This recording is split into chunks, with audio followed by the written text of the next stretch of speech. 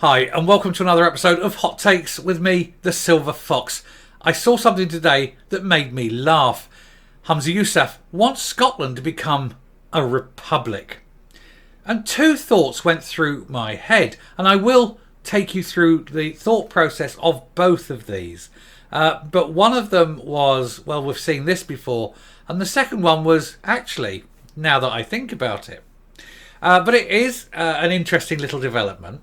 Especially when you think it gives you-know-who a way back. She no longer has to be the head of the SNP, the leader of the SNP. She can become something far, far more powerful. Let's look at the story, and then I will take you on my little imaginary journey of where I think he wants this to go. Here goes.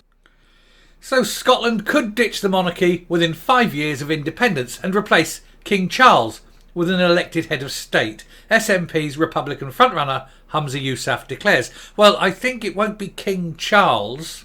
I think by the time they get independence and then add 5 years, it will be, something like, it might be William, let's face it.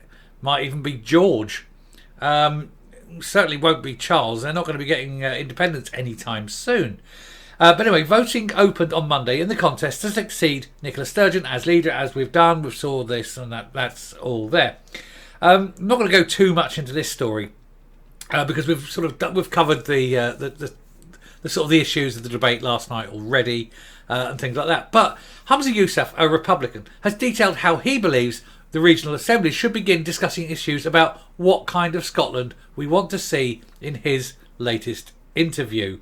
But his vision would be not including the monarchy. And he said that he believes moving towards an elected head of state should happen within 5 years of independence. He said, let's also talk about things like monarchy. He said, I don't know why we should be shy about that. I don't think we should be. I've been very clear. I'm a Republican. That's never been anything I've hidden. Of course he's a Republican. His background doesn't like kings, does it? Because a king sits there between people and over people, and he doesn't want that. He wants a certain party to be the absolute reigning monarch in Scotland. We know who that is. Also, he'd like somebody else's face on the money. We know exactly again who he wants to see on the money, but it'll really upset him because obviously what's his name, Edward, has just become the Duke of Edinburgh, and so technically is the highest ranking royal of Scotland, with exception of the king, and of course he won't like that. He's a Republican and things. Now this in itself is not the story really. There she is. That's who he wants. He wants President Nicola. Only as soon as I heard the story, these are the two thoughts that went through my mind. Number one, you become a republic. You overthrow the ruling sort of elite. You have this, and you have an election to become the head of state. And then over time, rights and more rights are acquired by the president. And you end up with Scotland being very much like Russia and having a president who has total autonomy. And of course, Humza Yousaff knows he couldn't be the one to wield that power. He doesn't have the ability to wield that power. He would like the ability, but he knows even if he had the power, he wouldn't be able to wield it. He doesn't have what it takes. But he could be the willing lackey and lickspittle that he already is to her. And he would want to make her President Sturgeon, president for life, and with that, all total power, very much like Putin. That was my first thought. And then I realised, no. He forms a republic. They elect a president. The president then breaks down all the instruments of state and acquires the power. So far, so the same. But of course, any evil doer, anyone vested in these ways, always has a Padawan. And I think Humza Yousaff, sees himself as her Padawan.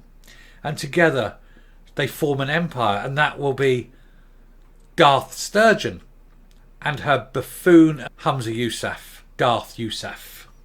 And together they will lead an empire that will rule over the glens for 100,000 minutes or something, before it all collapses, of course.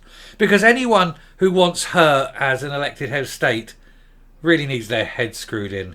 That representing Scotland. That representing the people of Scotland. You see, the problem you have, and this is where I will push this, with a king, you've got a king. He's your king.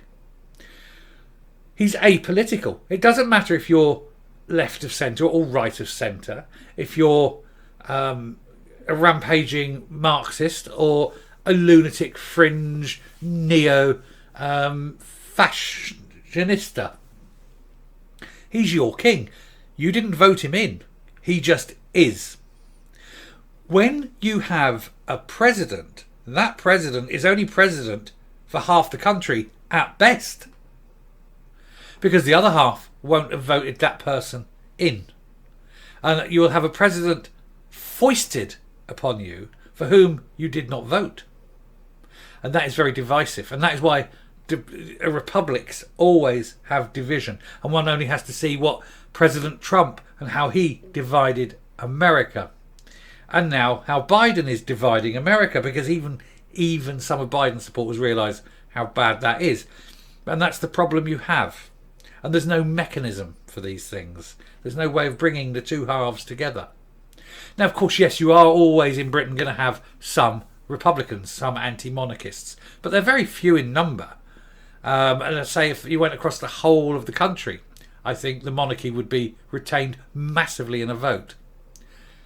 And I actually think even those who would want an independent Scotland would still vote to retain the monarchy, because even they can see the sense in not having an elected head of state that would be divisive and split the country. But, you know, this is what happens. This is what happens when stupid people have stupid ideas. But if they want a republic, that's up to the Scottish people, of course.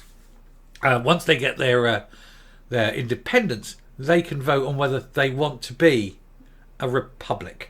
But then, you know, you only have to look at these places that have, like I say, republics. Look at America with the division that Trump caused and things like that. Or in France, another republic where fewer than half the people voted for the president, and the other lot are out on the streets rioting at the moment because of his really bright ideas.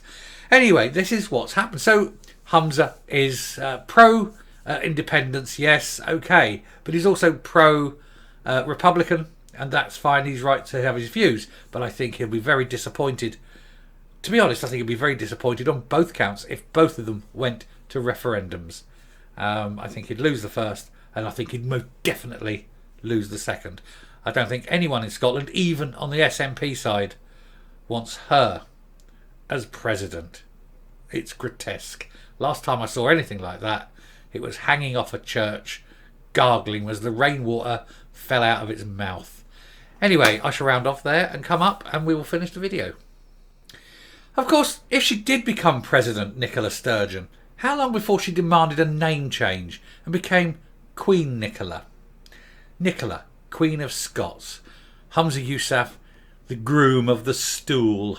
Because let's face it, he's kissed enough arse on the way up that he knows her arse well enough to give it a good wipe on the way down.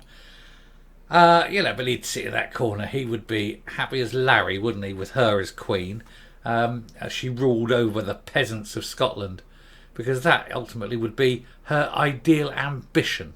That's all she ever wants. She's mad, of course.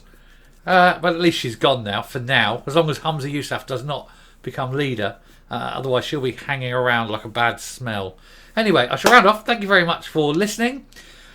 If you like what you're seeing here on the channel, please do hit that subscribe button right away and ring that bell for notification of future output. Leave a like, leave a comment, please share the video, and until next time, stay safe, stay well.